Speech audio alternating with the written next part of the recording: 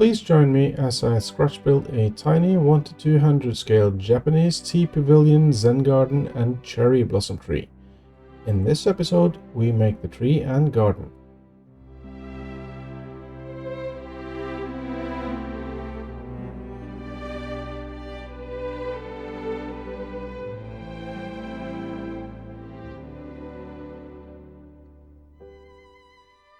Building this model from scratch is a meticulous process that involves many steps.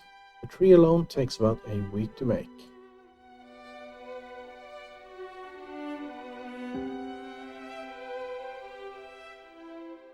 I start by folding copper wire, then twist it to form the trunk. I keep a loop at one end. This will become the roots.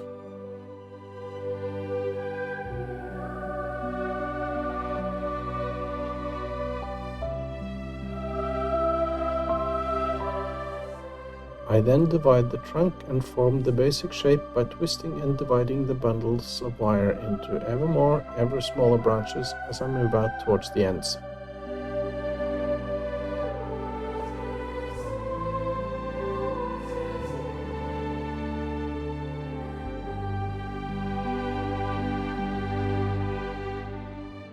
The final step is to shape the tree so that it looks old and gnarled.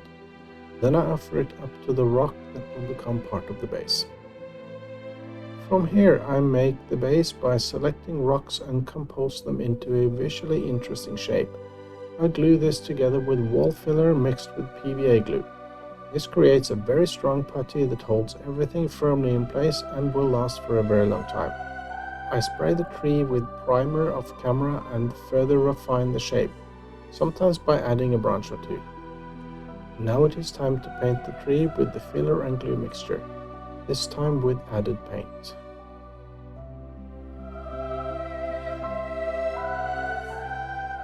I then cover the trunk in very fine sawdust to make the deeply furrowed bark texture that you see on very old trees.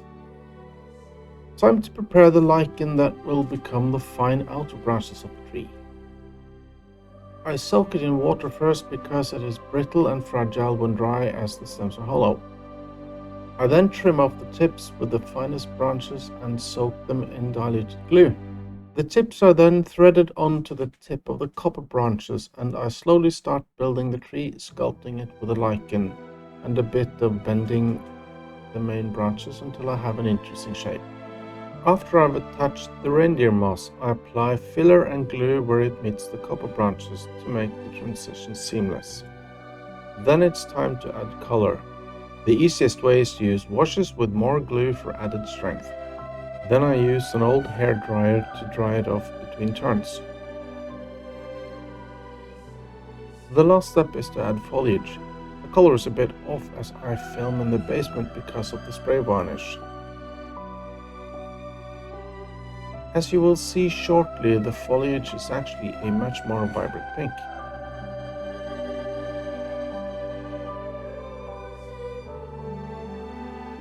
If you enjoy what you've seen so far, please like and subscribe. At this point, I start to prepare roof shingles for the pavilion.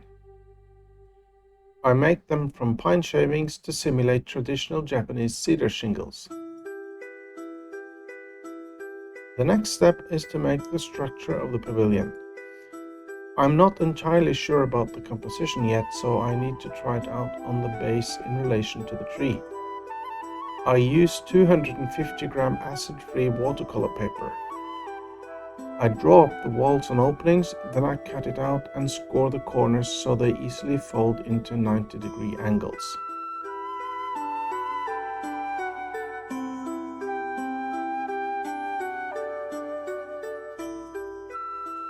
From there I cut out the roof and ceiling and glue them in place. Now I have the basic structure so I can decide how to mount it best on the model. I also take time to cut some timbers as I'm going to use them quite soon. The initial idea was to place the pavilion below the tree, but it looks much better at the top overhanging the cliff. That opened up some space for a little Zen garden, which is actually what I'm making here. I'm trying to create the typical Japanese concave stone walls, which have this shape partially for defensive purposes, but also to better withstand earthquakes. I make the wall out of the same 250-gram paper I used for the pavilion. This is a fantastic material and easily available in any art store.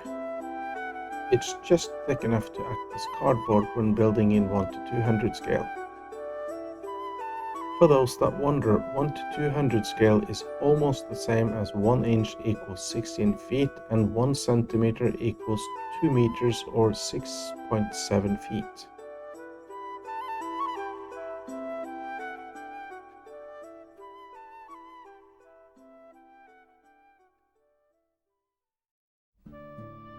Before I start doing the stonework on the Zen garden, I carefully remove the tree so I don't damage the canopy.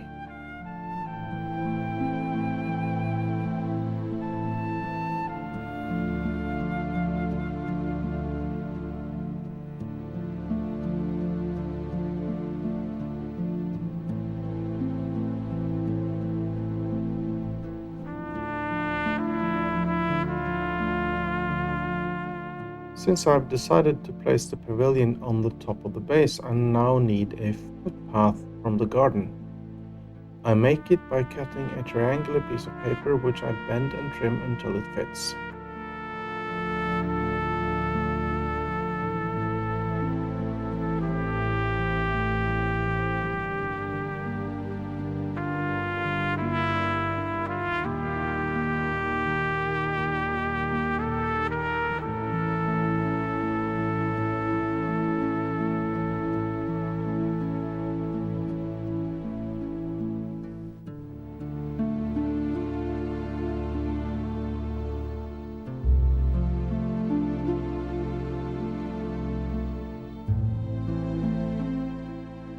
Once the footpath is done, I also make a small foundation for the pavilion on the top of the cliff.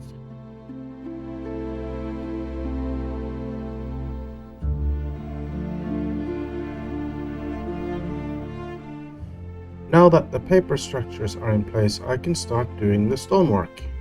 I do the corners and the top of the wall first with carefully selected stones that have rectangular edges and flat sides.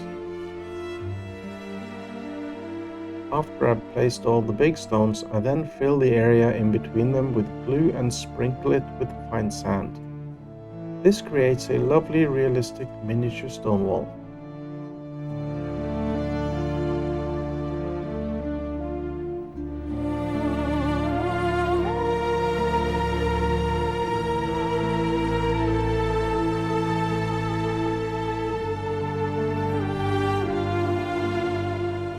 This is the end of the first video. In the next one we will complete the pavilion, and in the third and final video we will mount it on the base and finish the model. If you made it this far, thank you very much for watching. Please like and subscribe, and I'll see you in the next one.